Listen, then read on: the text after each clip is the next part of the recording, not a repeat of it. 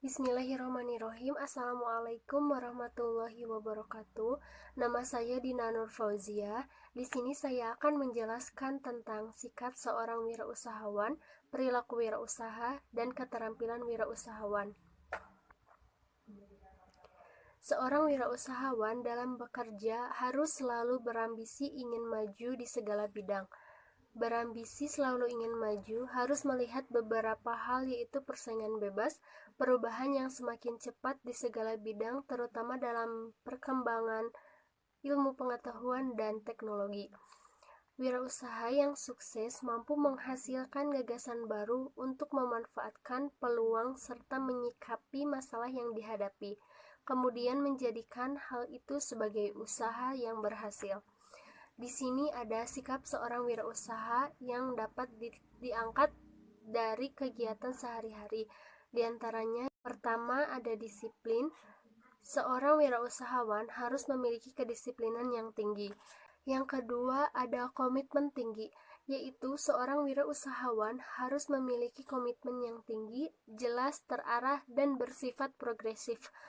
Seorang wirausahawan yang teguh menjaga komitmennya terhadap konsumen akan memiliki nama baik atau goodwill di mata konsumen, yang akhirnya wirausahawan tersebut akan mendapatkan kepercayaan dari konsumen.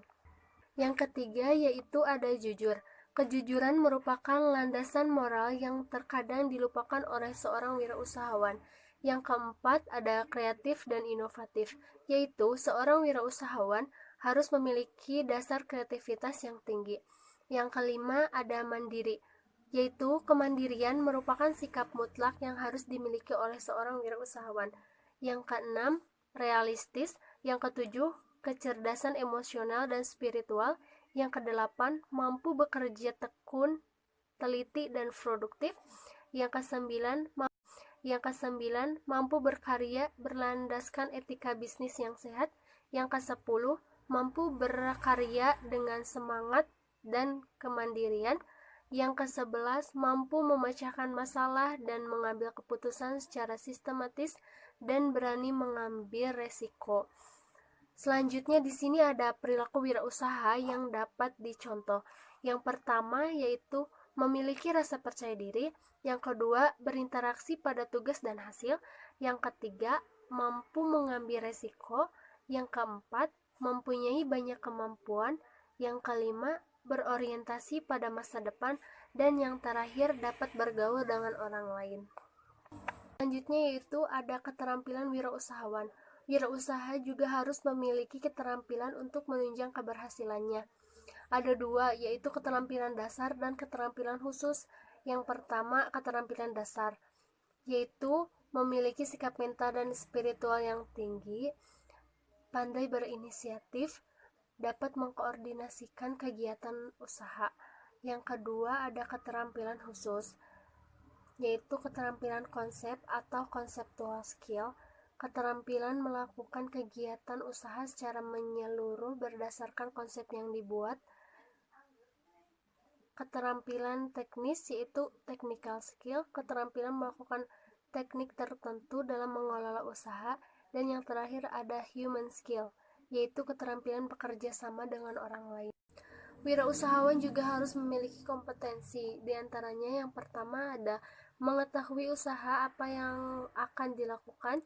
Yang kedua, mengetahui dasar-dasar pengelolaan bisnis. Yang ketiga, memiliki sikap yang sempurna terhadap usaha yang dilakukannya. Yang keempat, memiliki modal yang cukup. Yang kelima, memiliki kemampuan mengelola keuangan. Yang keenam, kemampuan mengatur waktu seefisien mungkin. Yang ketujuh, kemampuan merencanakan, mengatur, mengarahkan motivasi, dan mengendalikan orang-orang dalam menjalankan perusahaan.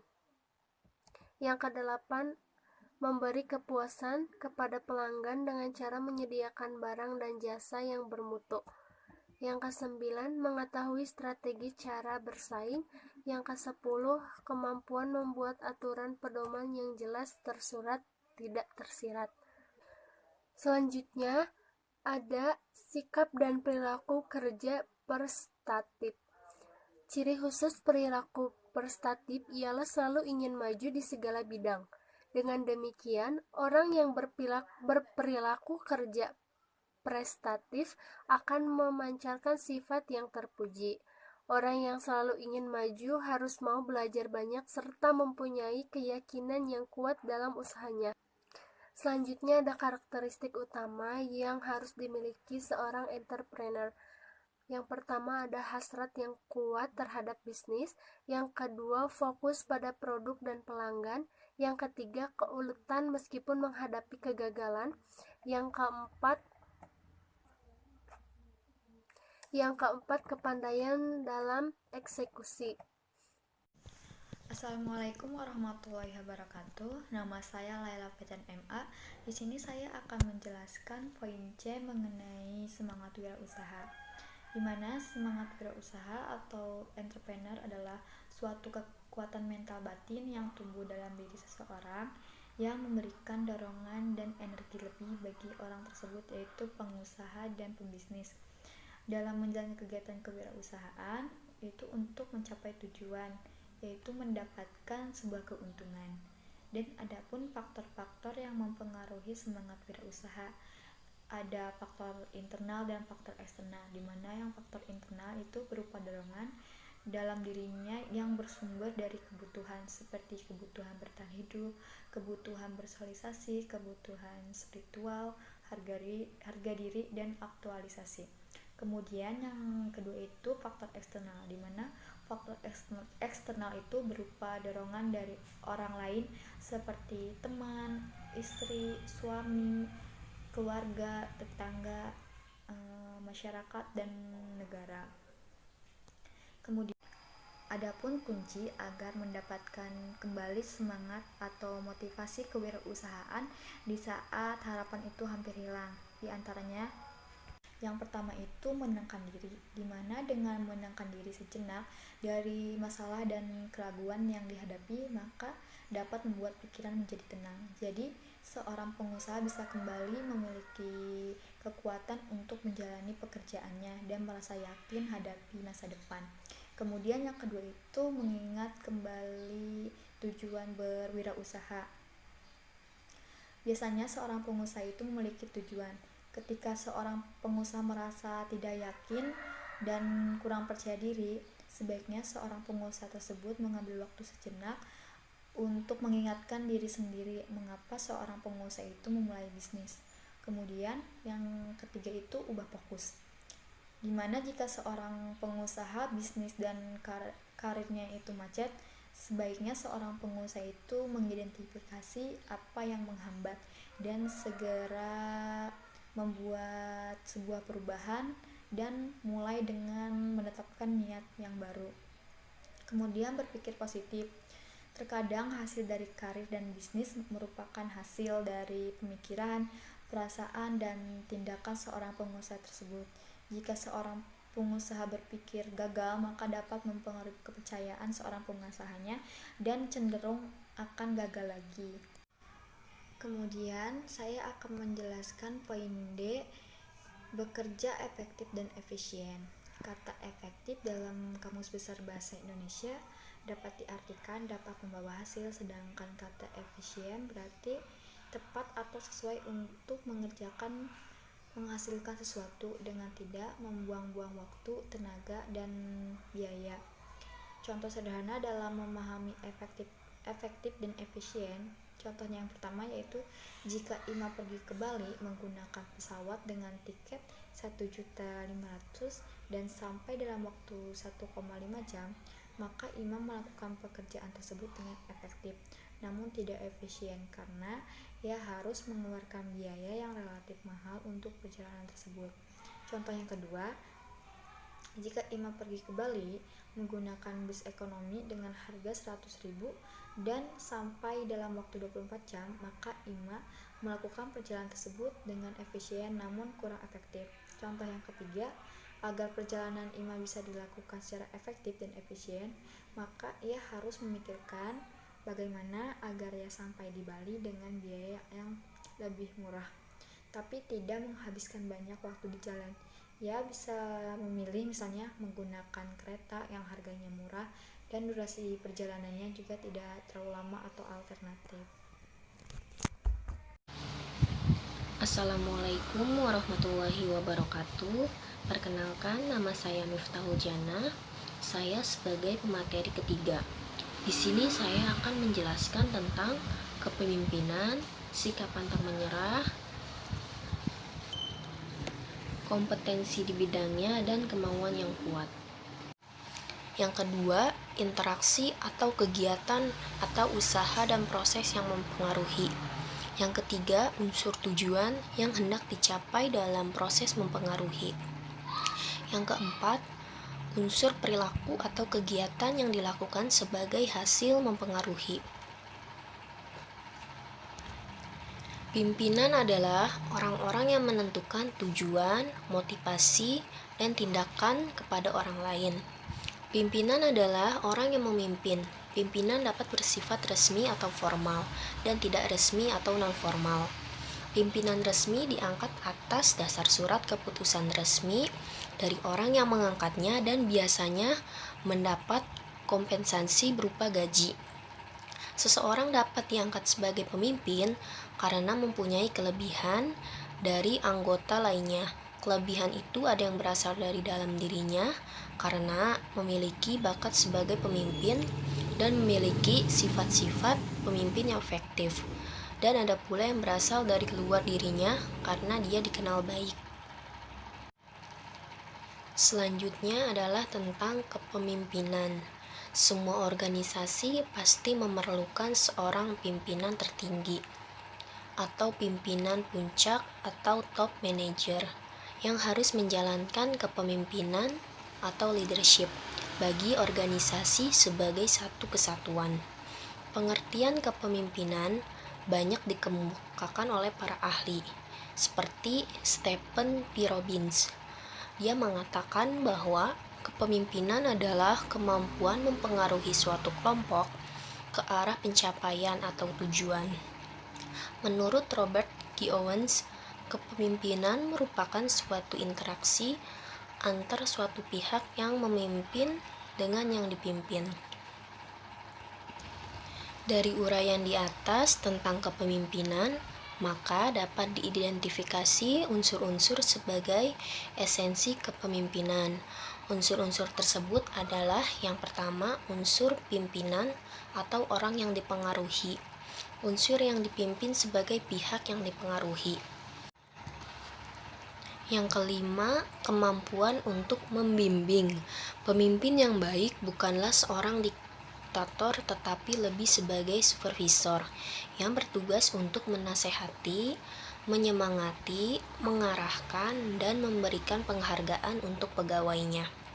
Yang keenam, berkontribusi pada nilai-nilai kebaikan. Pemimpin yang baik tidak hanya berorientasi pada uang dan materi yang ingin diperoleh, melainkan memiliki motivasi untuk menanamkan nilai kebaikan. Sebagai seorang pemimpin muslim, orientasi tidak hanya dalam bentuk materi dunia, tetapi juga bekal akhirat.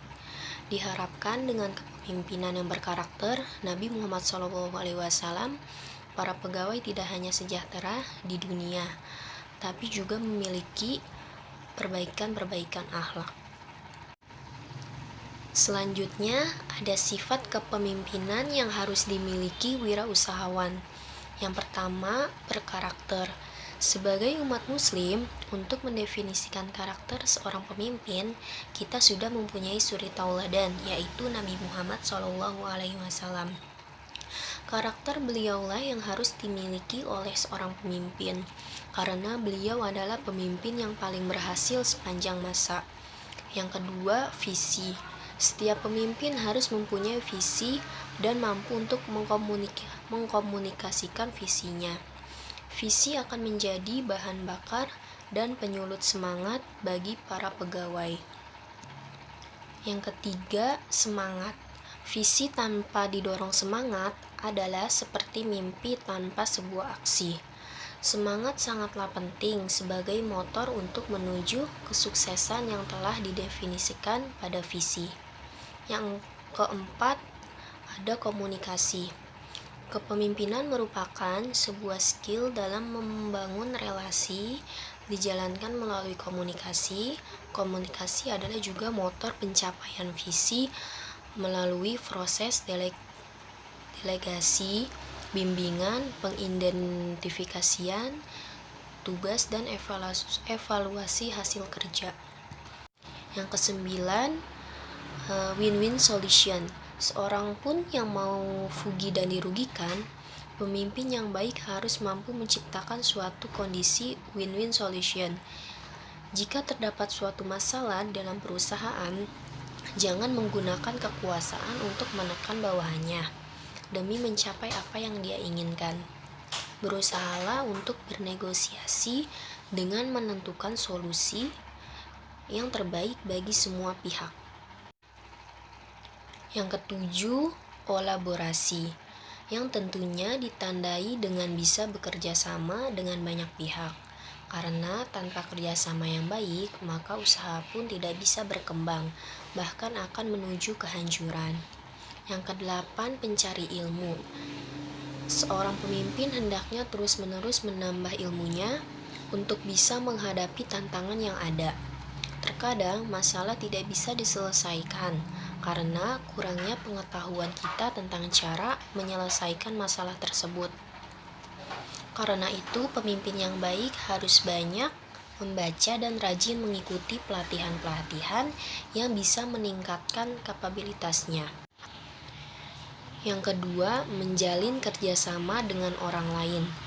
Betapapun pandainya seseorang, apabila ia bekerja sendiri, perjuangannya hanya akan sia-sia. Tidak ada seorang pebisnis pun yang mampu bekerja sendiri. Kerjasama dengan rekan, teman, mitra kerja, dan klien sangat penting bagi perkembangan suatu bisnis. Merekalah yang akan memberi masukan, saran, dan kritik, serta membantu pada saat-saat sulit. Seorang pebisnis harus mampu menjalin kerjasama dan bergaul untuk menjalin relasi bisnis dengan seluas-luasnya. Yang ketiga, berani menghadapi kegagalan. Jangan menganggap para pebisnis yang telah mapan dan maju tidak pernah mengalami kegagalan. Bahkan mereka pun suatu waktu pernah mengalaminya. Hanya mereka tidak pernah putus asa dan terus berusaha sampai sukses. Orang yang takut gagal adalah pengecut yang tidak berani melakukan apapun dan kerjanya hanya menghayal. Tidak suka menunda seperti kata pepatah, time is money. Jangan menunda-nunda sesuatu pekerjaan. Lakukanlah saat ini selagi ada kesempatan. Menunda suatu pekerjaan berarti kerugian yang akan mendatangkan penyesalan. Selanjutnya, sikap pantang menyerah. Sebelum belajar untuk menjadi pengusaha sukses, perlu diketahui bahwa cara cepat menjadi pengusaha sukses belum tentu dapat diterapkan oleh semua orang. Tetapi sukses secara perlahan-lahan dapat ditempuh ketika wirausahawan memiliki keinginan yang kuat. Berikut ini adalah berbagai inspirasi untuk menjadi pengusaha sukses. Yang pertama, bersedia menerima kritikan dan nasihat dari orang lain. Sebagian orang menganggap kritikan yang ditujukan kepadanya sebagai penghambat bagi kelangsungan usahanya.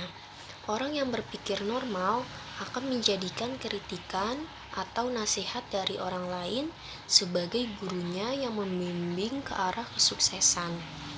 Menerima kritikan berarti menyadari bahwa kita mempunyai kekurangan. Dengan mengetahui kekurangan yang ada, kita dapat memperbaiki kekurangan itu. Berterima kasihlah kepada orang yang mau menegur dan mengkritik kita. Selanjutnya, kompetensi di bidangnya dan komitmen yang kuat. Salah satu penyebab kegagalan berwirausaha adalah kurangnya memiliki kompetensi sesuai dengan usaha yang dikelolanya. Kompetensi atau pengetahuan dan keterampilan yang harus dimiliki wirausaha antara lain: yang pertama, pengetahuan bidang usaha dan bentuk usaha yang akan dimasuki.